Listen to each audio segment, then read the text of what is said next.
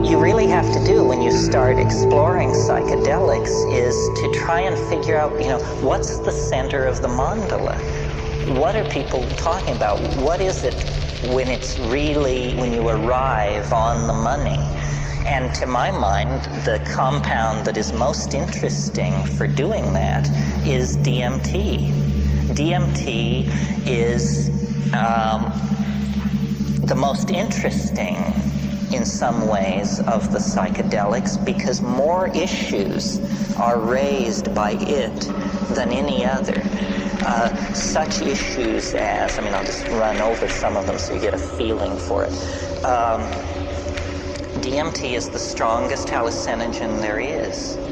If it's possible to get more loaded than that, I don't want to know about it.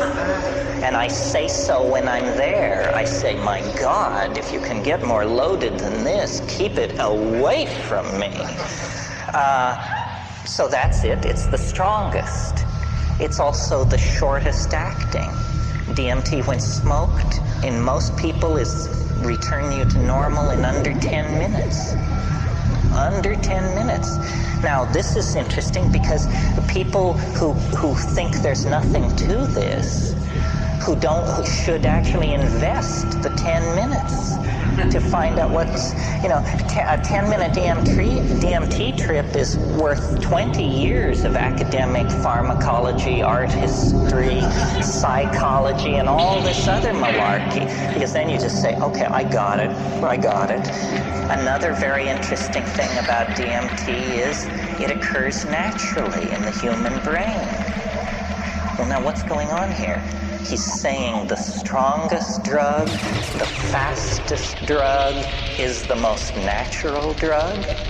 It means that, you don't have to sail off into 3-hydroxy-4-pyridyl N-methyl marubishtik or something like that to get into the exotic realms. No, a human metabolite, which takes only 10 minutes to undergo its entire exfoliation and quenching, is the strongest of all. Well, then what is it? What does strong mean? What is a strong psychedelic? It's highly personal. Every psychedelic trip is. But what happens on DMT for a large number of people, we don't have any statistics, but it is a completely confounding experience. You may have had the expectation, you might think if you had never had a psychedelic experience, that it sort of begins like the Bach B minor fugue and goes from there as you rise into the realms of light and union with the deity or something like that. That's not what happens on DMT. What happens on DMT I referred to this morning. A troop of elves smashes down your front door and rotates and balances the wheels on the after-death vehicle, present you with the bill, and then depart. And it's completely paradigm shattering. Union with the white light you could handle. An invasion of your apartment by jeweled self-dribbling basketballs from hyperspace that are speaking in demotic Greek is not something that you anticipated and could handle. Sometimes people say, is DMT dangerous? It sounds so crazy. Is it dangerous? The answer is only if you fear death by astonishment.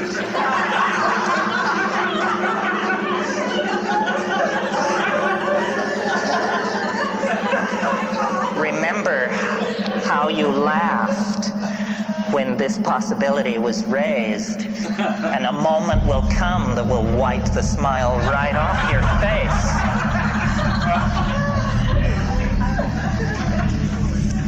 And this death by astonishment thing, one thing about it, let me say a little bit more about it. One thing that endears DMT to me is, I like to say, it doesn't affect your mind. It doesn't seem to affect your mind. In other words, don't change under the influence of DMT. You don't become a kinder, gentler person. You don't sink into, a line of drool from one corner of your mouth as you sit there twitching. You don't change. What happens is the world is completely replaced. Instantly, 100%, it's all gone. And what is put in its place, not one iota of what is put in its place was taken from this world. So it's a 100% reality channel switch. They don't even retain three-dimensional space and linear time. It's not like you go to an exotic place, Morocco or New Guinea. It's like reality is swapped out for something else. And when you try to say what it is, you realize that language has evolved in this world and it can serve no other. It takes years of practice. So what you're looking at is literally the unspeakable. The indescribable falls into your lap. And when you try, you're loaded, right? You're there, and you're trying to explain to yourself what's happening. And so this is like you try to pour water over the transdimensional objects in front of you, the water of language, and it just beads up and flows off like water off a duck's back. You cannot say what's there. And I've spent, 25 years fiddling with this. It's become the compass of my inspiration, trying to say what is on the other side of that boundary. Just 2 large tokes away at any given time is this non-Euclidean, non-Newtonian, irrational, un-Englishable place. But it's not smooth and empty and clear. That's not what gives it its indescribability. What gives it its indescribability is its utter weirdness, its alienness, its power to astonish. What happens to me when I smoke DMT is there's a kind of a going toward it.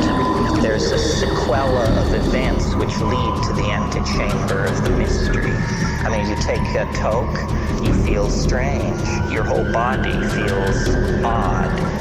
You take a second toke, all the oxygen seems to have been pumped out of the room. Everything jumps into clarity. It's that visual acuity thing. You take a third toke if you're able, and then you lay back and you see this thing which looks like a rose or a chrysanthemum, this orange spinning flower-like thing. It takes it about 15 seconds to form, and it's like a membrane. And then you break through it. You break through it, and then you're in this place.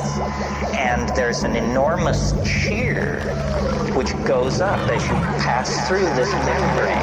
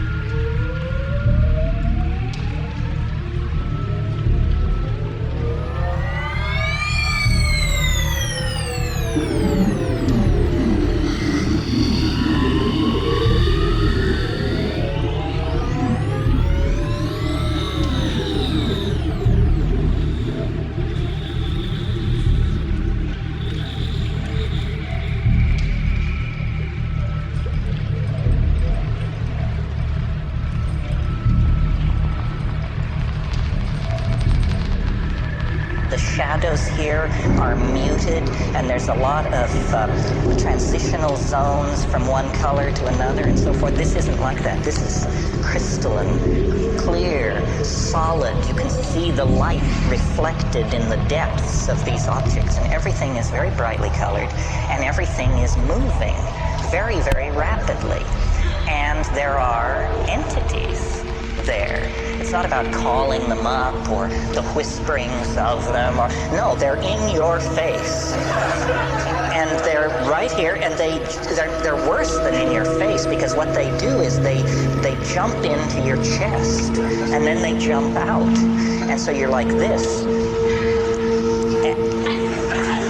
And you have to keep saying, keep breathing, don't freak out, pay attention, and the entities speak to you. And they speak both in English and another way, which we'll get to in a minute. But in English, what they say is, do not give way to wonder. Hang on. Don't just go gaga with disbelief. Pay attention. Pay attention. And what they're trying to do is they're trying to show you something. They are very aware of the fleeting nature of this encounter. And they say, don't just spiral off into amazement and start raving about God and all that. Forget that.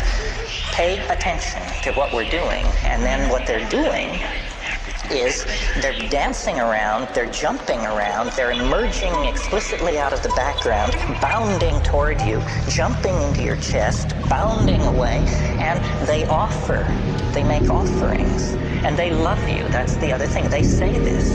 They say, we love you. You come so rarely. And, here you are. Welcome. And then they make these offerings. And the offerings are objects of some sort.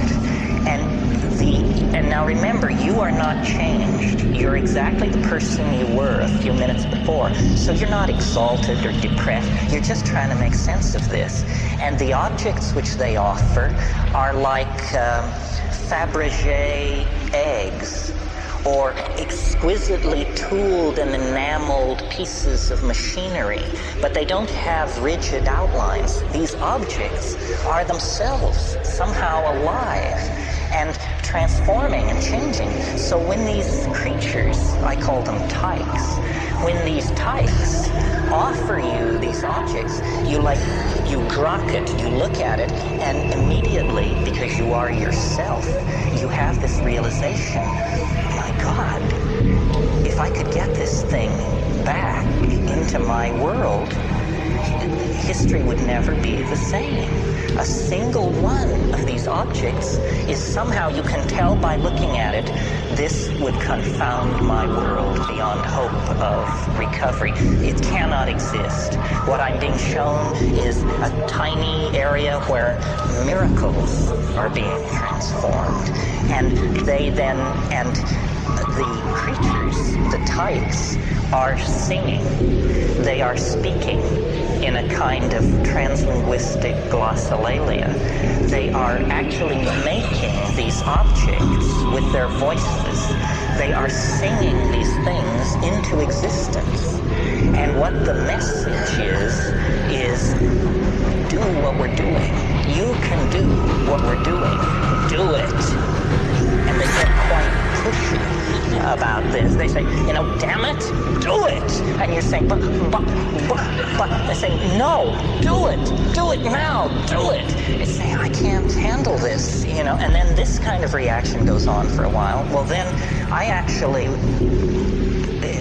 don't take credit for it. It was not will, but like something comes up from inside of you. Something comes out of you, and you discover you can do it. That you can use language to condense objects into existence in this space. It's the dream of all magic. But here it is, folks, happening in real time. And then they're just delighted. They just go mad with delight and turn somersaults and turn themselves inside out. And they all jump into your chest at once. And after many encounters of this sort. I mean, when I first did DMT, I couldn't bring anything out of it. I mean, I just said, no, it's the damnedest thing I've ever encountered, and I can't say anything about it, and I don't think I ever will be able to say anything about it. But by going back repeatedly and working at it, I think I've gotten a pretty coherent, well, let's not go that far. I think I've got a pretty clear metaphor, anyway, for what's happening in there. And I think a lot of people have this experience. When you talk to shamans, they say, oh, well, yes, the helping spirits. Those are the helping spirits. They can help you cure, find lost objects. You didn't know about helping spirits? I said, well, I knew, but I had no idea, that it was so literal. Say, oh, no, that's the helping spirits. But then the other thing they say, if you press a shaman, if you say, well, what exactly is a helping spirit? Say, well, a helping spirit is an ancestor. Say, you mean to tell me that those are dead people in there?